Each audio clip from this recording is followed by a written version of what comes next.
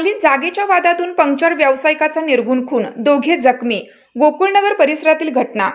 जागेच्या जुन्या वादातून एका पंक्चर व्यावसायिकाची दगडाने ठेचून हत्या करण्यात आल्याची सनसनाटी घटना सांगली शहरातील गोकुळनगर परिसरामध्ये घडली आहे.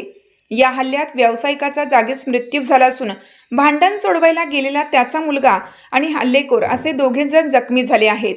शशिकांत उर्फ पप्पू शिवाजी धुमाळ वय 50 असं खून झालेल्या व्यावसायिकाचे नाव आहे. या प्रकरणी सचिन होळीकट्टी याच्यावर हत्येचा आरोप असून पोलिसांकडून पुढील कारवाई सुरू आहे. गोकुळनगर परिसरातील टिंबर एरियामध्ये रमाई उद्यानासमोर शशिकांत धुमाळ यांचे पंक्चरचे दुकान आहे.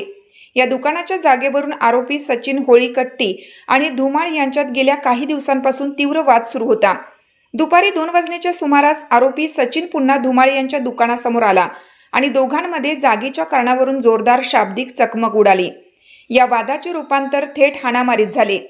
झटापटी दरम्यान शशिकांत धुमाळ यांनी लोखंडी रॉडने सचिनवर हल्ला केला. यामुळे अत्यंत चिडलेल्या सचिनने धुमाळ यांच्या डोक्यात मोठा दगड घातला, ज्यामुळे गंभीर दुखापत होऊन धुमाळ यांचा जागीच मृत्यू झाला. हे भांडण सुरू असल्याचे पाहून शशिकांत धुमाळ यांचा मुलगा तेजस धुमाळ हा मध्यस्थी करण्यासाठी धावून आला. मात्र या गडबडीत तोही जखमी झाला. तसेच प्रतिहल्ल्यात हल्लेखोर सचिन होळीकट्टी हा देखील दुखापतग्रस्त झाला असून दोघांना उपचारासाठी शासकीय रुग्णालयात दाखल करण्यात आलं आहे. घटनेची बातमी समजताच पोलीस उपअधीक्षक अजय कोकाटे आणि पोलीस निरीक्षक सुधीर भालेराव यांनी तातडीने घटनास्थळी भेट देऊन पाहणी केली आणि तपासाबाबत आवश्यक सूचना दिल्या.